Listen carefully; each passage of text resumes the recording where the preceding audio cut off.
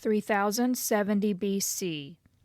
Lilith and Lucifer approach Eve as she has gathered a large amount of wood by where they had first spawned in hell. "What are you doing, Eve?" Lilith asks. "I'm making a fire and cooking some meat. By the way, Lucifer, since you're here, I'm gonna need lots of ribs and an assortment of meats," Eve asks. "Pork, beef, chicken, and fish. And a bunch of seasoning, too." Lucifer and Lilith look at each other in confusion before turning back to Eve. Lucifer snaps his fingers and a plate of freshly cooked ribs appear. You know I can just make food appear, right? You don't even need to be here to cook. We have a kitchen at home. Lucifer states. "Jeez, I know that. I'm trying to entice Adam to kill himself and get his butt down here," Eve states. "You lost me, Eve. How does this get Adam to come down to hell?" Lilith inquires. Eve chuckles. "It's simple. Like I told all of my daughters, the way to a man's heart is through his stomach. Anywho, my plan is to cook Adam's favorite meals, let the smell waft up towards Earth. He will smell it, think of me, grow nostalgic, and kill himself to be with me," Eve states. That's a very ambitious plan, Eve, but I don't think the smell will reach Earth. I doubt it will even leave the Pride Ring. Lucifer says. "Look, I spawned somewhere around here, so there must be something here connecting it to Earth," Eve states. "I'm sure if I put my love into the cooking, the smell will find its way to Adam." "Sorry, sweetie, but I agree with my husband. This plan is stupid," Lilith states with a look of pity. "So, you two smartasses have a better plan?" Eve huffs at them. "That's what I thought. Now help me cook or go fuck yourselves." Eve continues to pile on the wood. Lucifer and Lilith look at each other before shrugging their shoulders and deciding to help Eve. With a snap of Lucifer's fingers, a large assortment of meats appear hanging off the rack, and a small fire starts at the gathering wood. Beside the rack, a table with different seasonings appears as well. "You know, I've never cooked before. Can you teach me?" Lilith asks. She had never cooked before in her life because Lucifer had always just made food appear. "Oh, me too! May as well, right?" Lucifer chimes in too. "Sure, I'm gonna need all the help I can get to cook all these meats to generate enough of the smell to reach Earth," Eve happily states. Once Adam kills himself and appears here, she can serve him the cooked meats and they will both be happy together once more. Sarah had carried Adam back to their mansion and laid him down on his bed. He will wake up soon and she'll need to explain to him what happened to Eve and Abel, or else he'll just keep trying to escape. No, she can't have that happening. Adam must stay in heaven. Once Adam was tucked into bed, Sarah exits the room and turns to Emily. "Emily, I need you to watch over Adam. Do not let him leave this room until I return. Understand?" Sarah says to her. "Yes, Mom," Emily says with a sad smile. She hadn't gotten over the fact that she was the cause of someone's sadness. Sarah, seeing her downtrodden look, kneels down to her level and plants a kiss on her forehead. "Emily, what happened at the banquet was not your fault. It was mine. I neglected to tell you, and now Adam is hurt. But don't worry. I can amend this situation. I just need you to make sure that Adam stays in his room, or at least in the mansion until I return," Sarah reassures her. Emily nods her head, entering Adam's room to keep an eye on him. Satisfied, Sarah turns and teleports away to her office. She turns on the monitor and switches the camera feed to hell. Sarah knew all along Eve was in hell and was probably suffering. She never bothered to check on her. It's because of her that her son left paradise. She zooms in on the activity happening near the gateway to hell, and she is surprised to see the trio cooking? She begins to record the current feed. As the flames licked the air and the scent of smoke filled their lungs, Eve began culinary lessons, demonstrating the delicate balance of fire and patience required for perfect ribs. Lucifer and Lilith, however, proved to be more enthusiastic than adept. Lilith accidentally dropped a handful of herbs into the fire, causing a burst of fragrant smoke to rise into the air. With a giggle, Eve reassured her, showing her how to salvage the remaining herbs and infuse them into marinade for flavor.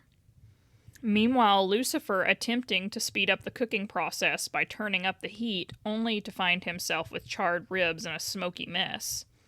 Undeterred, Eve chuckled and gently guided him, explaining the importance of patience and allowing the ribs to cook slowly over the coils for the best result. The situation reminds Eve so much of her time teaching her daughters to cook. All of them learned well, and thanks to their newly acquired skills, had landed themselves husbands. Also, they will move out and that Adam will spend more time with her. The only whore one that stayed behind was Aklama, always insisting on helping her in the kitchen, trying to learn all her secrets, probably thinking she can kick her own mom to the side and take Adam away from her. Well, too bad.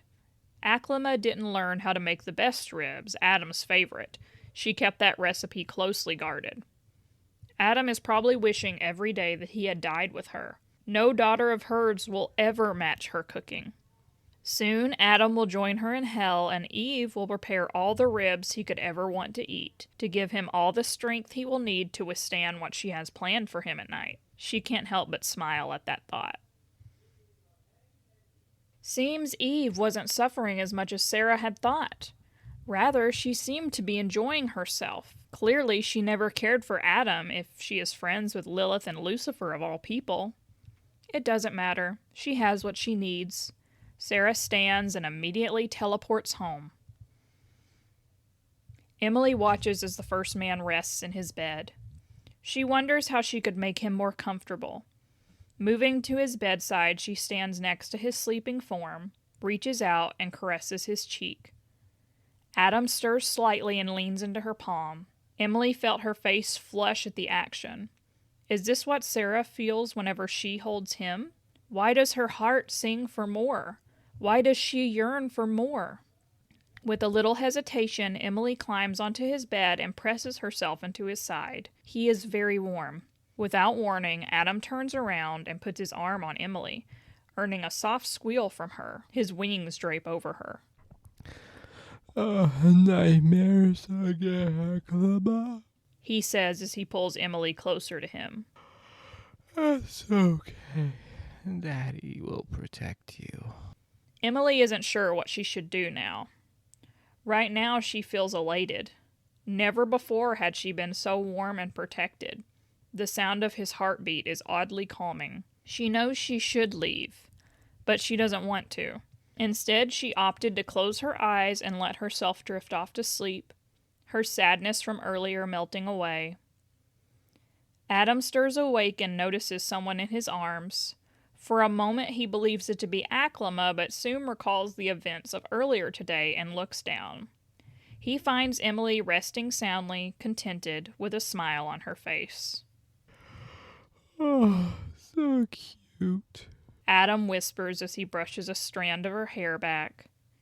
He enjoys the peacefulness of the situation for a moment before remembering that he needs to rescue Eve and Abel. With centuries of fatherly experience, Adam carefully weaves himself out of Emily's sleeping form and quietly gets off the bed. Before leaving, he gently covers her with a blanket and heads for the door. With his successful escape from the mansion, Adam spreads his wings and flies towards heaven's pearly gates. Minutes after Adam had left, the feeling of warmth had disappeared and Emily's arms reach out to the air. Emily wakes to find him missing. In panic, she jumps out of bed, looks around the room, the sheets now thrown on the floor as she opened the closet and drawers checking for the man. "Where are you, Adam?" she shouts in panic. She needs to find him. She notices a pair of gold wings sail past the window and is now flying from the mansion. "Oh no!" Emily exclaims. Sarah is going to be so disappointed in her. She only had to watch the man, and she couldn't even do that. She quickly unlocks the window, unfurls her 6 wings. With a powerful flap, she speeds off after him. While she may not be as fast as Sarah, she is confident that she can still catch up to the man who had learned to fly only hours ago. Sarah teleports into Adam's room roughly 10 minutes after Emily had left. She notices the messy state of the room but is alarmed when her eyes land on the bed and sees her son missing. She quickly looks over the room and notes the window is open and concludes that he escaped and is heading for the gates. Without a moment to spare, she unfurls her own wings and takes off at breakneck speed. Adam was flying fast, but Emily was hot on his tail. "Adam, stop!" Emily's shout can be heard as she's gradually closing in on him. Ignoring her pleas, he continues exerting every ounce of strength he has into his wings. His efforts are futile, however, as Emily soon catches up. She crashes onto his back thanks to her small frame. Her impact isn't as forceful enough to bring him down. "I'm sorry, Adam!" Emily grabs and holds both of his wings. Emily, let go! Adam was quickly descending with Emily incapacitating his wings. She doesn't relent, and they soon crash just before the gates. Sarah had arrived at the gates mere moments after they crashed. Relief washes over her as she stands between them and the gates. Emily is the first to recover from the crash and has a frantic expression. She can't believe that she hurt the very first winner in heaven. This is not bringing joy. "Adam, please tell me you're okay." Emily reaches down to help him. Adam sits up with a groan.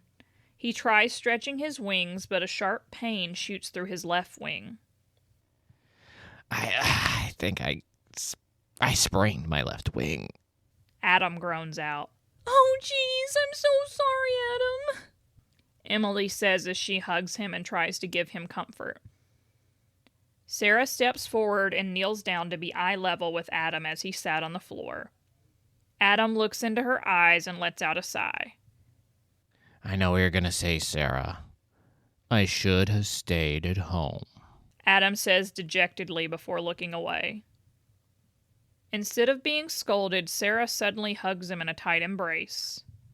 "I'm so glad that you didn't leave heaven." Sarah's hug tightened.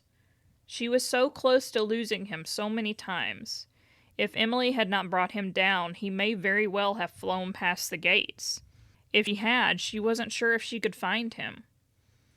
No words were said for a while as Adam enjoys the warmth. Please, Mom, I need to see Eve. Adam begs in her embrace. Sarah releases her hold, pulls out a crystal ball. She holds it in front of Adam. "I'm sorry, Adam, but she isn't the same woman who you loved once." A video recording of what just transpired in hell plays on the crystal ball. What plays in front of Adam has him flabbergasted. Eve, the woman who was always cursing the names of Lilith and Lucifer, who always talked about punching them in the face if she ever saw them again, is teaching Lucifer and Lilith how to cook. The most agonizing part for Adam was Eve was happy. She was smiling and laughing with them. Was her love a lie? Did she ever love him? Was he nothing more than a placeholder? Or perhaps she took the "till death do us part" literally. Adam always wanted to believe their love transcended death, but it seems that he was only lying to himself. After the video ends, Adam only had one question. He may not have Eve anymore, but Abel. Where's Abel? Please tell me he's okay.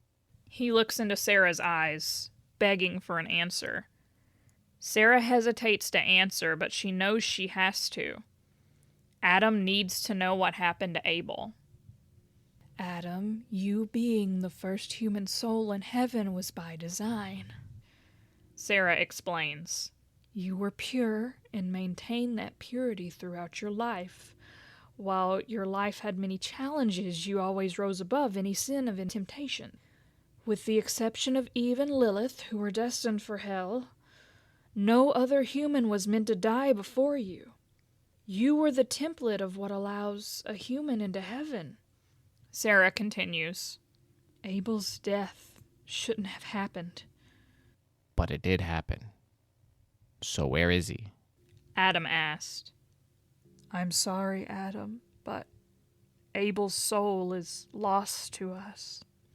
Sarah says, without you here, he was never allowed entry into heaven, and because he wasn't sinful, he didn't belong in hell. So where is he? Where's my son? Adam asks again, frustrated that there is no clear answer. I don't know, Sarah states. And that was it. Eve, his former wife, who always proclaimed her undying love for him, has left him for two people who broke his heart and betrayed him. His son, who lived a good, honest life, is now lost, and no one knows where he is. Adam could no longer take it. He failed his family. He curled into a ball and ignores the pain of his wings to wrap himself in them. Adam has officially hit his lowest point. Sarah's heart aches at the sight, now unsure if he needs space or if he needs her. Emily had never seen someone so downtrodden before. Seeing him in this state hurts her pride as the joy-bringer. She was the joy-bringer, and joy she will bring.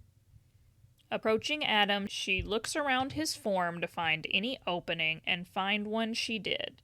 His left wing isn't covering fully his left side because of his injury. She dives into the gap, forcing herself through. She was able to slip in. Adam, in response, tries to close the gap, but it was too late. Adam demanded for Emily to go away, wanting to be left alone. Never! You need me! Emily exclaims. She soon finds herself sitting on his lap. She wraps her arms around his waist and buries her face in his chest. You won't get rid of me that easily. Emily giggles. Gosh, her laughter is contagious. Adam can't help but wrap his own arms around her as well. While he was still sad, he can't help but let out a small smile at the effort she was putting in. So assertive, like Eve. To Emily, this was her shining moment. She had hurt him so much today, but now he was smiling because of her. But it isn't the same smile he donned when he got his first taste of flying. She'll need to try harder. Sarah, feeling a little envious that Emily was making Adam smile again, decided to hug Adam from behind. Adam now finds himself sandwiched between a large and small seraphim. Adam chuckles at the situation he finds himself in. He may not have Eve anymore, but he has his mom and Emily. He may not have Abel, but one day he hopes to see Aklama. Okay. You two made your point. Adam tries to get out of the hug, but only feels Sarah wasn't letting go. Are you going to try and leave heaven again? Sarah questions. Not without good reason? Adam hesitantly says. Sarah tightens the hug. Wrong answer. The only answer I accept is no. But what if... No, Sarah says sternly. Adam feels his chest being crushed. Okay, you made your point. I won't leave heaven. Adam wheezes. Good. Sarah releases her hold and so does Emily. Let's go home. Sarah smiles as she helps Adam to his feet, and Emily holds his hand as they walk back to their mansion. As they walk to the mansion, Adam wonders what he would do if Aklama ends up in hell. He hopes the scenario never comes to pass. Over a day has passed since they started cooking. Adam still isn't there. Eve tears into the ribs she cooked earlier as she stares angrily at the sky.